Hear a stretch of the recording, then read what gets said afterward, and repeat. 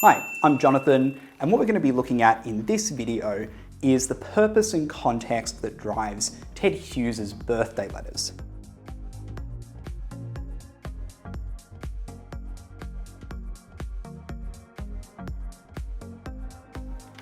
So, as we did with Plath, we want to think, why did Hughes write birthday letters? And I think there is a bit of a dichotomy that we need to acknowledge here. So contextually, Hughes writes birthday letters towards the end of his life. It's also thought to be in response to the discourse around his role within Plath's demise. So there was quite a bit of conversation in the mid to late 20th century about the role that Hughes played within Plath's suicide, and some poets even went as far to accuse Hughes of murder. There was a poem that was written that said, "I accuse Ted Hughes of the murder of Sylvia Plath." This is the kind of culture that Hughes is responding to. Now, where the birthday letters is written in order to admit to some of his failures and inadequacies, his ignorance of Plath's trauma, his inability as a husband, as a spouse, to help her mediate this trauma, to help her through the turmoil and anguish that she was experiencing, or whether it's to absolve himself of culpability, to exculpate her suicide onto other factors like her father, to represent her trajectory towards death as something that was uncontrollable and inexorable and that he had no power to stop. It's not really clear, and this is perhaps part of the tactical acumen that Hughes is exhibiting here. He's both trying to acknowledge some of his foibles, but also deflect blame and deflect responsibility. So we always need to be very critical when we're reading Ted Hughes's poetry. There's no doubt that Hughes was a bad husband. There is a lot of evidence to indicate that he was, at the very least, verbally abusive towards Plath and likely physically abusive towards her as well. So we need to be really critical, and we need to never let Hughes have the last word just because his poetry is written much later than Plath's. There's this interesting segment in The Shot that represents this complex, contradictory nature of his poetry and his poetic purpose, where he says, "In my position, the right witch doctor might have caught you in flight with his bare hands." On one hand, we can see how perhaps this is an admission of guilt. Perhaps he is confessing to his failure. Perhaps he's suggesting that Plath's suicide could have been prevented with the right care. So he's acknowledging that perhaps it wasn't inevitable, it wasn't inexorable, it could have been stopped.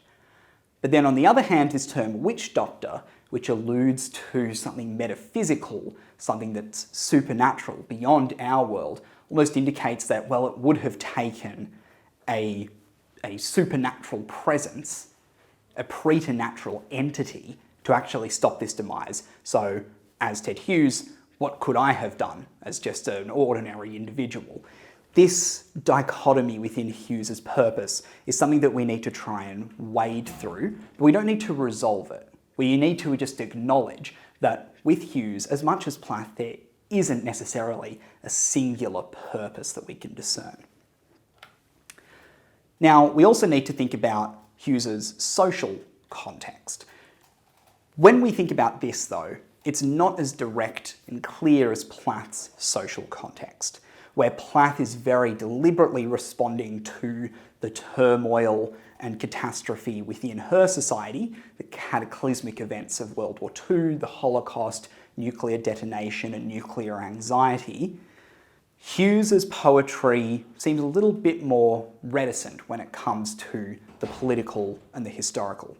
What we do want to think about, though, is where birthday letters fits into literary history.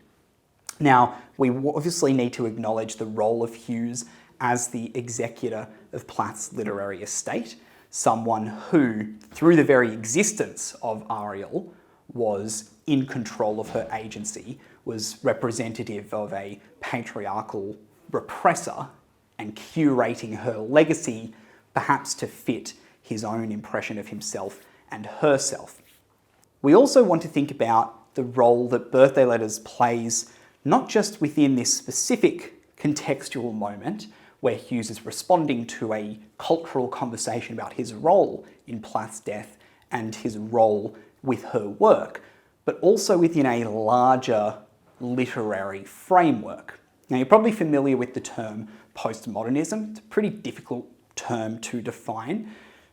Jean-Francois Lyotard gives a pretty good definition, which is incredulity towards meta-narratives. Meta-narratives being these grand narratives of historical truth, whether they are biblical narratives or narratives about the momentum of Western civilization, anything like this. Postmodernists are skeptical towards these, and are skeptical towards the very idea that there is a truth within anything at all. There is such a thing as universal truth and empiricism.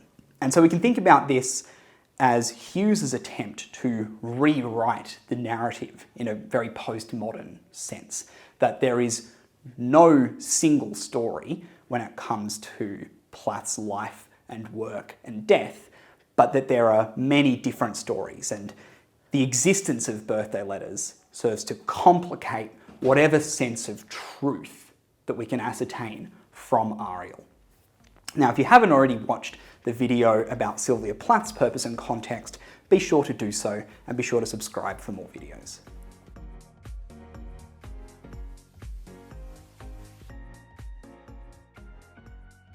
Hey guys, thank you so much for watching. If you do like the content, subscribe to our channel and we'll have more videos coming your way.